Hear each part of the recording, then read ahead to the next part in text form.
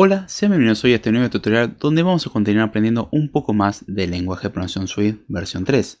En esta ocasión vamos a seguir viendo el tema de operadores avanzados en una segunda parte y avisando ya de que esta no va a ser la última parte de este capítulo, sino que aún queda una división más. Decidirlo de esta manera para que se haga más ameno, ya que muchos de los que pueden estar viendo este video no saben manejar el sistema binario. Eso ya expliqué en el episodio anterior, de que si están interesados, y lo voy a repetir al final, que si están interesados en entender el sistema binario, puedo subir una serie de episodios referidos a eso, ya sea la interpretación de bases numéricas, cómo se interpreta un número entero binario con y sin signo, y el cómo se interpreta un número en binario pero en punto flotante, no un número entero. Eso me va a tomar un poco de tiempo prepararlo porque estoy más apretado con el tiempo que nunca. Pero justamente quiero seguir haciendo el curso y llevándole el contenido a medida que voy pudiendo.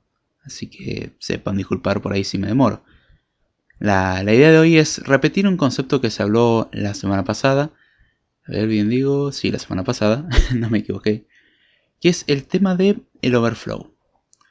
¿Por qué digo el tema del overflow? Nosotros hasta ahora vimos que los números en binario, vamos a escribir en un comentario por ejemplo, podemos tener el 10, 10, 10, y tenemos un número en binario que en realidad representa otro número entero, ya sea con o sin signo, y tienen la forma de adaptarse como lo habíamos mencionado.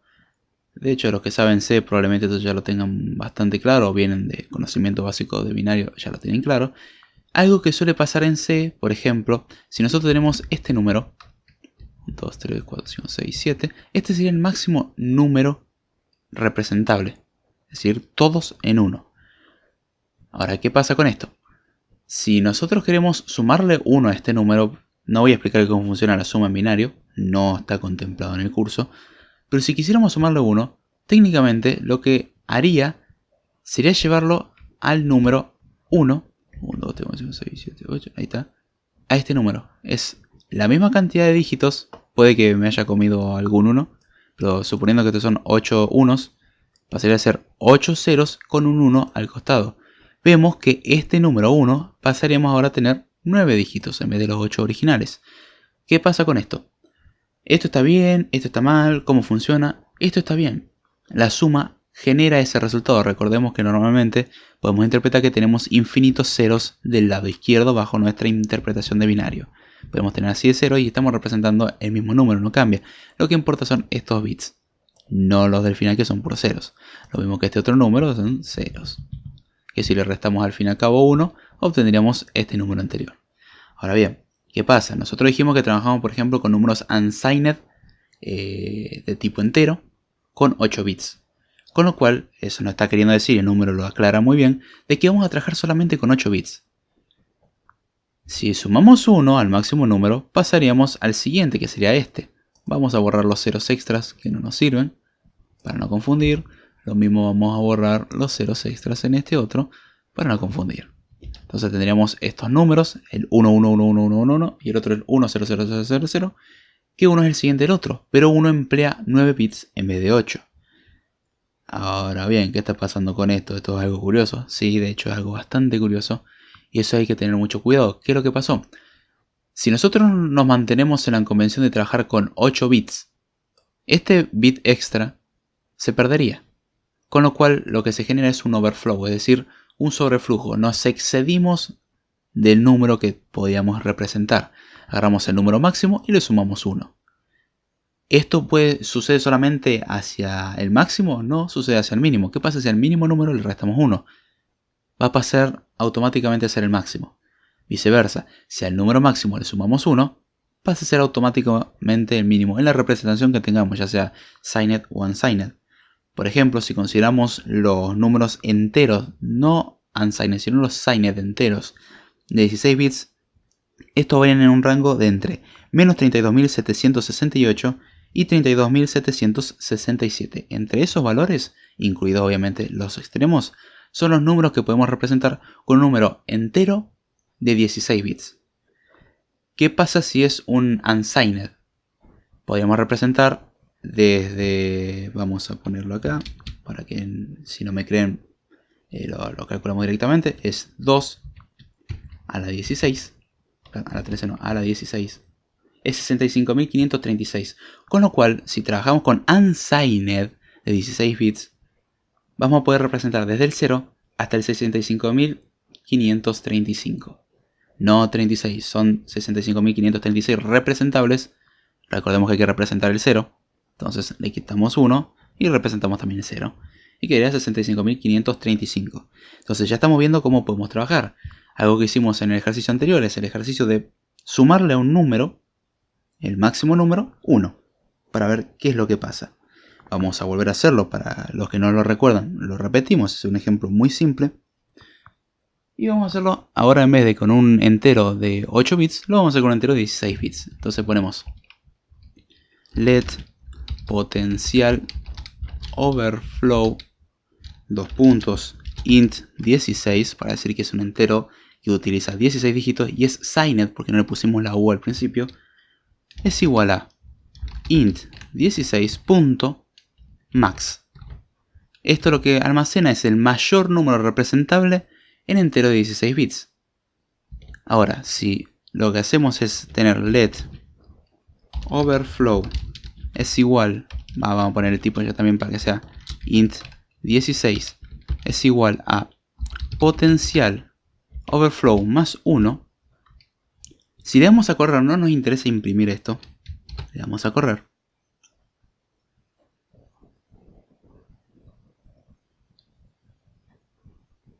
Nos da un error. Vamos a ocultar la parte de la ventana que no nos interesa. Y el error radica en justamente haber tomado un número, el mayor número representable en esa selección de tipo, y tratar de sumarlo a 1, es decir, pasarse del rango permitido. Con lo cual estamos en un problema bastante grave. Lo que hace Swift para prevenir el overflow es justamente lanzar una excepción. Ya vimos excepciones, ya saben cómo funcionan. Ahora bien, ¿cómo podríamos trabajar para que no nos importe hacer overflow? Es decir, vamos a permitir que se haga overflow y supondremos de que eso no va a suceder o no nos importa de que eso suceda. ¿Cómo hacemos eso? En vez de usar la operación suma normal, usamos la operación ampersand suma. Perdón, sin dólar no, ampersand, ahí está. Entonces la operación ampersand suma lo que hace es la suma como tal, como lo haríamos normalmente, pero permite overflow. De esta manera nosotros vamos a poder trabajar tranquilamente con números máximos, sumarle 1 y no romper el programa. Está bien, el valor que vamos a representar no va a ser el siguiente. Si tenemos el valor, por ejemplo, 65.535, que en el unsigned es el máximo, y le sumamos 1, no vamos a obtener 65.536. Vamos a obtener el valor 0, pasamos al mínimo. Eso es algo curioso. Vamos a ver si no me creen. Vamos a hacer un print de potencial overflow y vamos a hacer un print de ahí está, de overflow. Le damos a correr y nos dice 32.767. Y notemos esto, cuando le sumamos 1 a 32.767 tenemos menos 32.768, que coincidentemente es el mínimo número representable entero, signed, de 16 bits. ¿Qué pasa si hacemos lo contrario? Queremos, en vez de sumar al máximo, restarle 1 al mínimo. ¿Cómo hacemos esto? En principio el potencial overflow, en vez de ser int16.max, es int16.min, representando el mínimo. Y ahora, en vez de sumarle 1, cosa que no tiene sentido, vamos a restar 1 con overflow. Para permitir el overflow en la resta se pone ampersand menos. Tenemos el ampersand menos y nos quedaría el potencial overflow siendo el int16.min y la constante overflow, que es de tipo int16, es igual a potencial overflow ampersand menos 1, con lo cual vamos a permitir el overflow. Vamos a darle a correr y notemos esto. Tenemos el primer número que es menos 32.768, que era el número que habíamos visto anteriormente. Y si le restamos 1 a ese número negativo, obtenemos 32.767.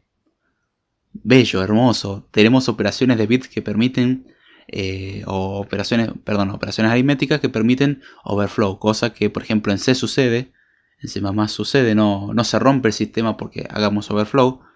Aún así, no tendría que hacer overflow porque el número que representaríamos no correspondería. Pero bueno, se permite.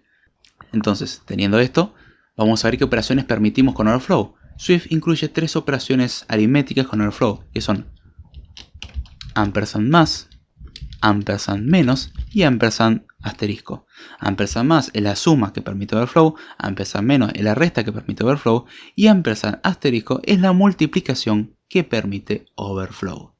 Entonces tenemos esa manera de trabajar muy bonita y peculiar. Uno diría, ¿y la división? Bueno, la división no se contempla, así que eso a tener cuidado. Pero con estas 3 operaciones vamos a poder permitir el overflow sin ningún problema. Otra cosa que vamos a hacer para que me crean, además de los prints originales, vamos a poner un print más print que imprima así como una línea de separación.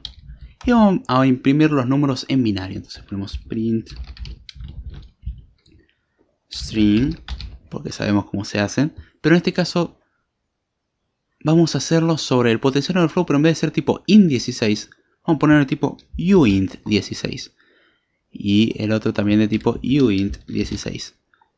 Vamos a cambiar todo el int por el uint. Y esto lo hago justamente porque los números negativos, recordemos que eran muy particulares. Y quiero evitar eso. Print lo escribimos acá. Ahí está. Y la idea es ver qué pasa a nivel binario. Entonces tenemos print de string, abrimos y cerramos paréntesis. ¿De qué? De, por ejemplo, potencial overflow, coma, radix, 2.2. Y vamos a copiar esto y lo vamos a pegar. Y vamos a cambiar ahora en vez de potencial overflow por overflow. Le damos a correr para ver lo que obtenemos. Obtuvimos el valor 0 y 65.535, como dijimos. El valor 0 es el mínimo valor, le restamos 1, obtenemos 65.535. El valor 0 en binario se imprime como 0, perfecto. Y el 65.535 se imprime como 1, 1, 1, 1, 1, 1. ¿Qué pasa si ahora en vez de hacer de que sea uint16 min, ponemos uint16.max, es decir, lo que teníamos antes? En vez de restarle 1, le sumamos 1 con overflow, le damos a correr. Y tenemos que el máximo valor es 65.535 y si le sumamos 1 tenemos 0. Pasa del máximo al mínimo y del mínimo al máximo. Uno diría, ¿matemáticamente es incorrecto? Sí. El problema es que no nos alcanza los bits para representar. Si queremos representar 65.536, no nos alcanza con 16 bits. Necesitamos 17 bits. Vemos que la representación de 65.535 son 16 unos. Y el 0, bueno, es 0. En realidad serían 16 ceros, pero recordemos que todos los ceros los podemos reducir en 1 y vale lo mismo. Entonces ya vemos algo muy curioso que sucede con los operadores. Sé que esto lo expliqué en el episodio anterior, pero quería explicarlo un poco más en profundidad para cerrar un poco el trabajo a nivel de bits. Porque ahora vamos a ver el tema de operadores avanzados, pero para crear nuestros propios operadores.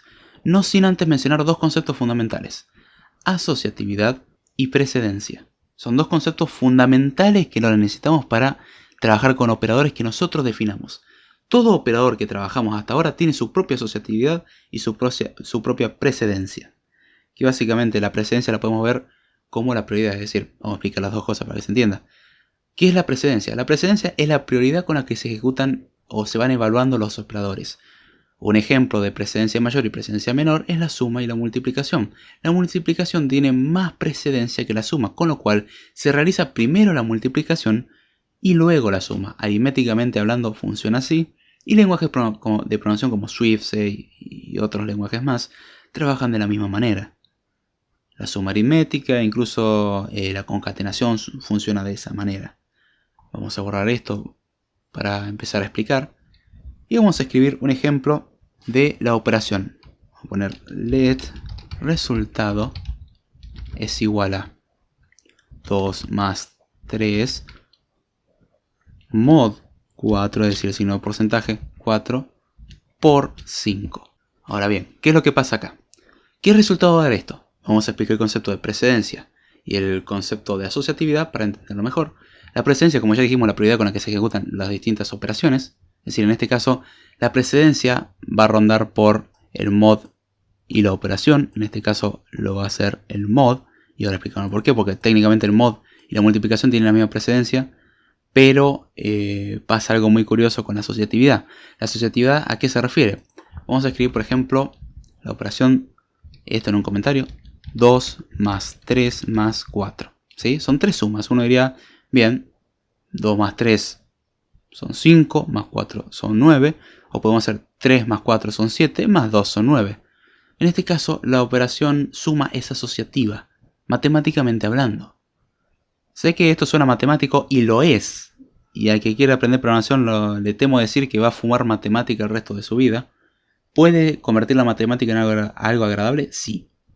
Depende de uno. Ahora si uno va a ofrecer resistencia, no, yo no quiero matemática porque eso es horrible, porque en la escuela no me gusta cómo me enseñaron, o en la universidad no me gustó cómo me enseñaron, en el curso no me gustó cómo me enseñaron, o nunca le presté atención. Programador que no sepa matemática está en problemas graves. Hay conceptos matemáticos fundamentales. No se requiere una matemática muy avanzada, simplemente conocimientos básicos. Y por ejemplo, ya esta descripción es suficiente como para entender esto. Si no me creen la importancia de esto, intenten hacer un parser un parser de operadores aritméticos e intenten que funcione con la presencia correspondiente como se debe resolver. Y les aviso que si no tienen estos conceptos bien en claro, no lo van a poder hacer. Ahora, para que nosotros entendamos mejor en qué orden se ejecutan las operaciones, vamos a utilizar paréntesis para englobar lo que tiene más precedencia. Entonces tenemos 2 más 3 más 4, esto se va a ejecutar haciendo paréntesis 2 más 3, cerramos paréntesis, más 4. Si queremos podemos englobar esto en otros paréntesis. Con lo cual quedaría paréntesis, paréntesis, 2 más 3, cerramos un paréntesis, más 4 y cerramos el otro paréntesis. Los paréntesis de afuera son innecesarios, pero técnicamente podríamos considerarlo que existen. Esa es la forma en la que se asocian. Entonces vamos a escribir ahora en dos comentarios dos posibles asociatividades. En realidad existe una tercera que no es asociativa, pero vamos a considerar asociatividad izquierda y asociatividad derecha. Ponemos primero, por ejemplo, A más B más C, donde A, B y C no nos importa lo que son. Vamos a copiarlo en el de abajo, así no tenemos que escribirlo. A, B y C no nos importa lo que son, y más no es la suma como la conocemos. Más representa una operación. Son la misma operación. Son en este caso dos operaciones que no sabemos, pero son la misma. La aplica dos veces. La asociatividad izquierda lo que va a asociar las cosas de esta manera. Primero hace A más B, y a eso se lo suma a C. La asociatividad a derecha primero hace B más C, y después hace A más el resultado de lo que acabamos de obtener. Si uno lo dibuja con los paréntesis es más entendible. Entonces la asociatividad a izquierda y el otro es derecha. Estamos hablando en este caso de asociatividad. Entonces tenemos, olvídenos de la suma original, tenemos A más B más C. Y si es asociativo a izquierda, primero va a ser A más B y después va a sumar C. Y si es a derecha, primero va a ser B más C, es decir, lo que está más a la derecha, y después le va a ir agregando lo que está a la izquierda. Justamente vemos los paréntesis y donde se hace primero la operación es a donde apuntamos. Si a izquierda, se hace primero en la izquierda, y si a derecha, se hace primero en la derecha. Si tenemos, por ejemplo, 2 por 3 dividido 4, primero se hace el 2 por 3 porque la multiplicación suele ser asociativa a izquierda. Entonces, como asocia a izquierda, se hace primero el 2 por 3 y después se divide por 4. ¿Para qué nos sirve la asociatividad? Además de establecer este orden, si dijimos que tenemos las precedencias. ¿Qué pasa cuando tenemos operaciones con la misma precedencia? ¿Cuál ejecutamos primero? La asociatividad lo indica. Ahora, si tenemos, por ejemplo, el 2 por 3 más 4, primero se va a ejecutar la multiplicación y después la suma. Si fuese 2 más 3 por 4, se ejecuta primero la multiplicación y después la suma igual. Entonces se hace 3 por 4 y finalmente le sumamos 2. 3 por 4, 12, más 2, 14. Si fuese como estaba antes, es 2 por 3 más 4. 2 por 3, 6. Más 4, en este caso, es 10. 2 por 3, 6 más 4, 10, no tenemos ningún problema. Pero antes era 12, ahora 10. ¿Qué pasó? Justamente, la precedencia es importante porque cambia el resultado. Ahora veamos el resultado. ¿Cuánto tendría que dar? Primero imprimimos el resultado para ver cuánto da. Resultado, ahí está. Si le damos a correr, resultado vale 17. Muy bien. Uno diría, a ver, vamos a hacer la operación como lo harían las personas que no tienen conocimientos matemáticos. Que estoy cansado de ver eso a usted de... El 90% de las personas no le acierta. Ahora le voy a explicar el secreto de ese tipo de operaciones que aparecen en Facebook y redes sociales. Entonces, 2 más 3 mod 4 por 5. Uno diría, bien, si lo hacemos en el orden que lo harían las personas, primero haría 2 más 3. Entonces nos quedaría 2 más 3, 5. Bien, 5 mod 4 por 5 nos quedaría. Ya resolvimos una parte. Ahora 5 mod 4. 5 mod 4 da 1. Entonces tenemos 1 por 5. 1 por 5 es 5. Entonces así resolvimos esto y nos da 5. Pero vemos que nos da 17. Ahora vamos a la precedencia de asociatividad real. La multiplicación, suma, división y esas son asociativas a izquierda. Eso es anotar. Y la multiplicación, división y módulo tiene la misma precedencia y es mayor que la suma y la resta. Y esos son mayores a su vez que los operadores lógicos. De hecho, notemos que cuando hacemos, por ejemplo, 3 dividido 4 es igual a 0. Primero se hace el 3 dividido 4 y después se hace la comparación a 0. No porque esté en este orden, podríamos haberlo hecho al revés. Podríamos haber hecho 0 es igual, comparando, a 3 dividido 4. Y vemos que sí, esto técnicamente sería true. El módulo sería 3, así como funciona. Pero notemos esta cosa muy divertida. Si no me creen que 0 igual a 3 dividido 4, bueno, print de 0 es igual a 3 dividido 4. Le vamos a correr. Y nos dice true. ¿Por qué? Y uno diría, ¿por qué no hace primero la comparación? Dijimos que las comparaciones o operadores booleanos tienen menos presencia que la suma. Que a su vez tiene menos presencia que la multiplicación. Entonces hay que considerar ese orden. Ahora, ¿qué pasa si ejecutásemos primero esto? Tendríamos 0 igual a 3. 0 igual a 3, false. False dividido 4, ¿cuánto es? Eso no tiene sentido. Es un conflicto de tipos, entonces no nos sirve. Con lo cual se tiene que ejecutar en el orden que nosotros dijimos. Ahí donde importa la precedencia y la asociatividad. Ahora vamos a analizar el por qué da 17. Tenemos esto, vamos a copiar de nuevo. Ponemos como comentario a lo que habíamos hecho antes. Esto está mal. Con muchas L's así, mal escrito lo ponemos y todo. Eso no se hace, es pecado. Ahora vamos a escribirlo como se debe. Entonces, 2 más 3 mod 4 por 5. Dijimos que el módulo y la multiplicación tienen la misma precedencia. Entonces vamos a la asociatividad. Son asociativas a izquierda. Que es lo mismo que decir, como es asociativo a izquierda, vamos a escribirlo de nuevo, pero con el paréntesis correspondiente. Que nos quedaría 2 más, abrimos paréntesis, 3 mod 4, cerramos paréntesis, por 5. Bien, bien, vamos yendo. Va yendo. Vamos a ser un poco más específicos. Ahora tenemos suma y multiplicación. ¿Qué resolvemos primero? Multiplicación. Entonces quedaría 2 más. Abrimos un paréntesis, abrimos otro paréntesis, 3 mod 4, cerramos un paréntesis por 5 y cerramos el otro paréntesis. Finalmente, lo que podemos hacer es englobar todo en un paréntesis para que quede bien. Esto sirve cuando lo vamos a ejecutar con otras cosas. Pero nos quedaría ejecutar en este orden. Entonces hay que resolver el paréntesis de más adentro. Para esto, vamos a borrar esto así. Vamos a copiar esto así. 3 más 4 es 3. Entonces borramos el 3 más 4 y lo reemplazamos por el 3, que es lo que vale.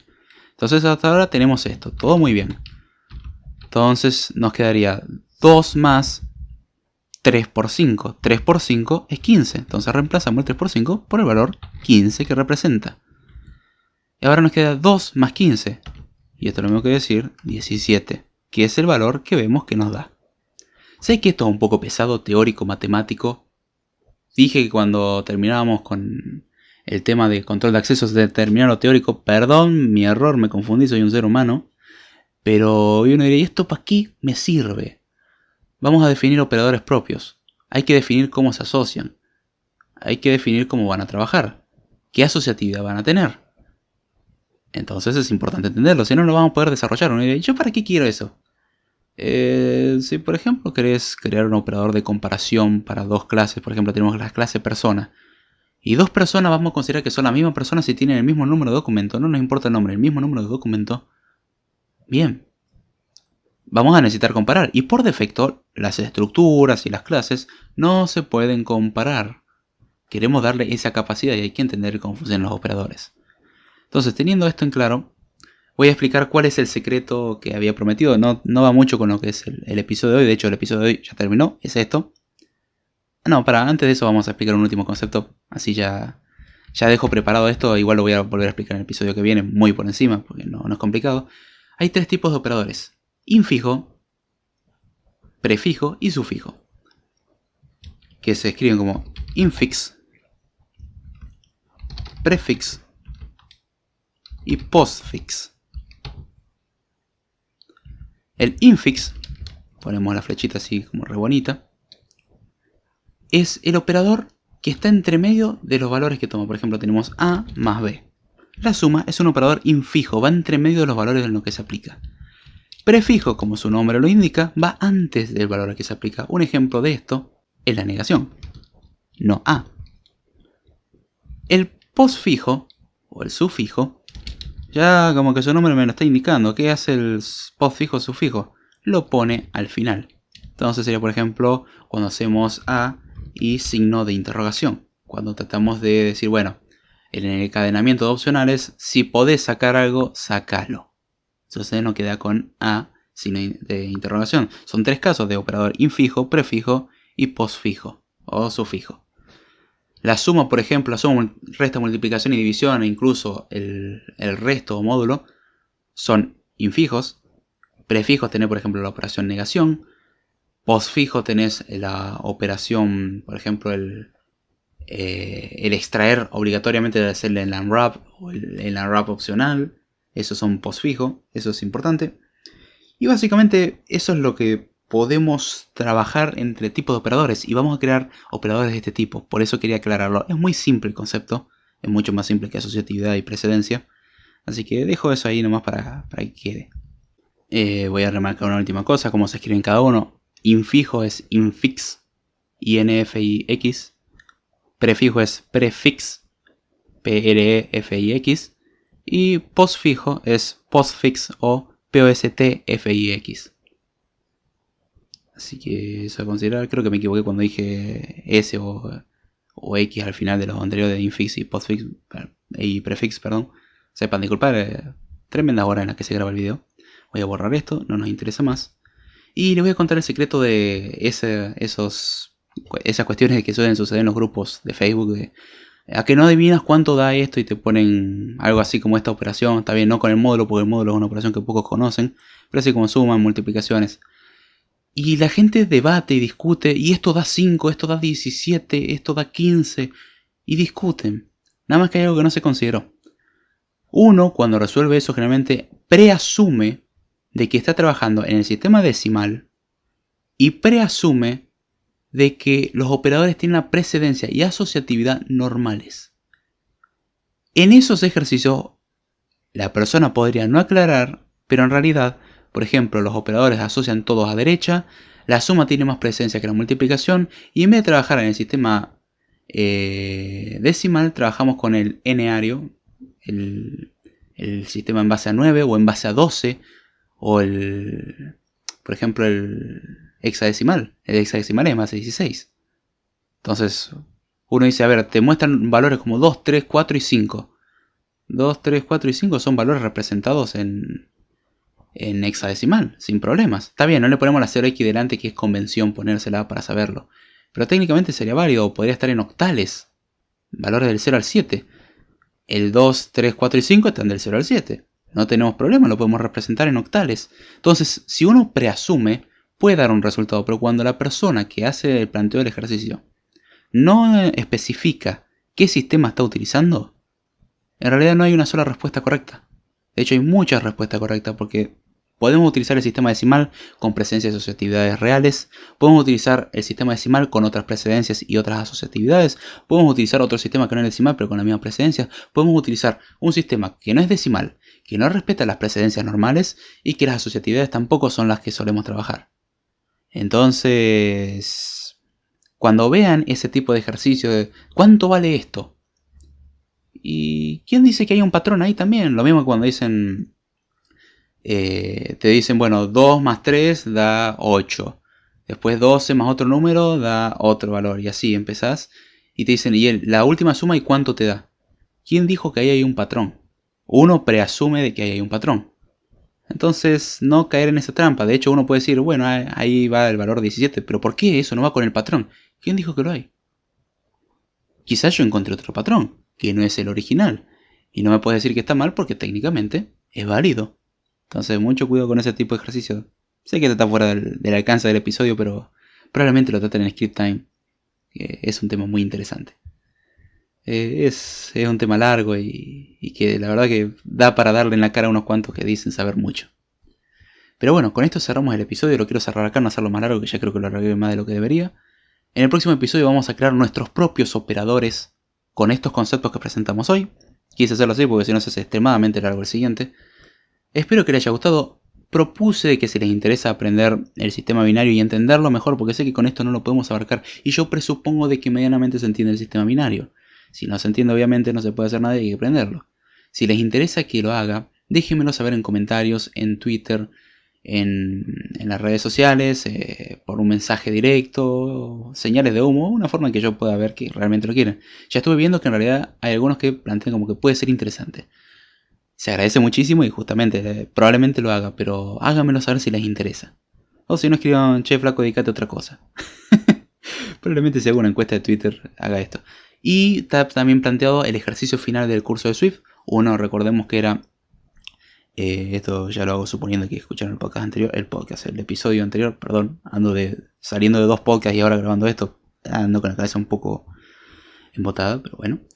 Tenemos un mini assembler, un mini ensamblador, un intérprete de mini ensamblador que vamos a representar una pseudo computadora como si fuese una mini máquina virtual con un lenguaje ensamblador simplificado, que es el trabajo más complicado. El siguiente en orden en facilidad es un intérprete de un lenguaje de programación simplificado como Swift, pero mucho más simple. Ese es complicado porque hay que hacer parse y todo, al igual que en el caso de assembler, pero bueno.